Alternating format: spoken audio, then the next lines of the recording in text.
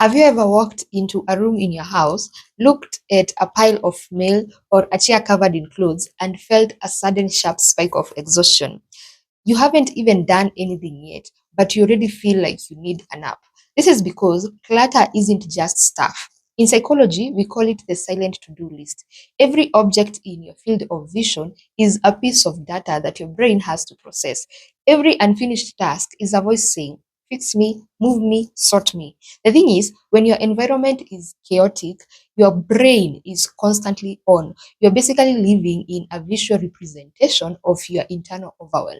So today we are going to be looking at the link between clutter and your state of mind.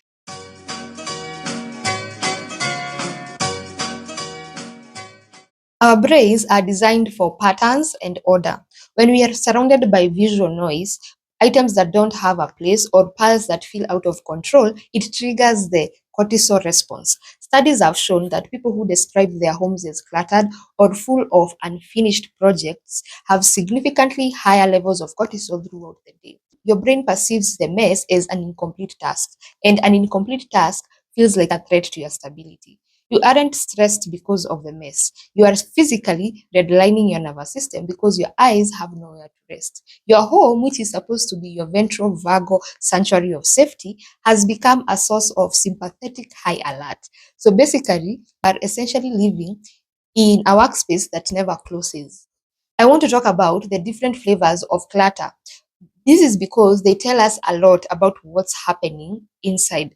Often in therapy, we talk about the depression room. This is when the mess is as a result of low energy and a lack of executive function. You aren't avoiding the mess. You literally do not have the dopamine or the physical strength to do anything. Clutter here is a sign of collapse. Then there is anxiety piles. This is different. This is the clutter of the overwhelmed perfectionist. You don't put things away because you aren't sure where the right place for them is. You keep everything visible because you are afraid if you put it away, you're going to forget it exists. Clutter here is a sign of hyper-vigilance. When you understand which state you are in, you stop shaming yourself. You don't need a better cleaning routine. You need to address the energy state that made the mess feel impossible in the first place. You're probably thinking, Wangeshi, if I just cleaned the room, will the anxiety go away? Well, the thing is, it's a bit of a chicken and egg situation. Here's what I mean. Your internal state creates the clutter, and then the clutter maintains the internal state. It's a feedback loop. Sometimes we keep our space messy because it feels congruent with how we feel inside. Think about this. If we feel like a mess internally, a perfect clean room can feel wrong or fake. This is because it can feel like a pressure to perform a perfection that we don't feel. We use clutter as a physical buffer. If there is stuff everywhere, then people can't get too close. If the house is in a mess, then we have an excuse of why we can't host, why we can't connect, and why we can't start that new project. The clutter is actually a protector part of you. It's keeping you small and manageable behind a wall of things.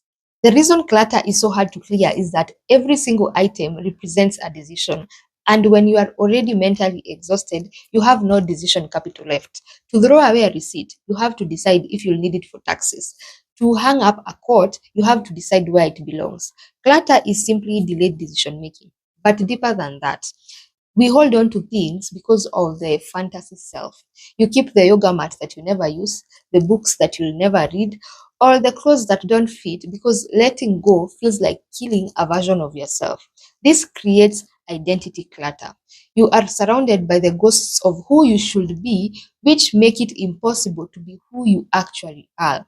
Clearing the clutter isn't just about making space. It's about grieving the versions of you that aren't coming back.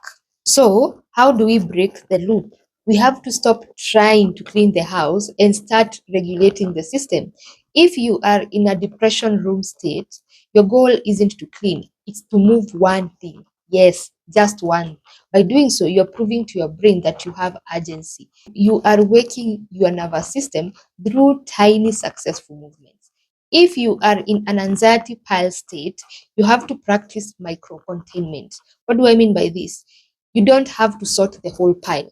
You just need to move five things in a transition box. By doing this, you are teaching your brain that it's safe for things to be out of sight without being out of mind. So basically, we are moving from shame to function by asking ourselves, how do I make this room support me? Instead of, how do I make this room look spotless? When you clear a space, you aren't doing a job. You are creating a resting state for your eyes and mind. You are telling your nervous system that it is safe to breathe here.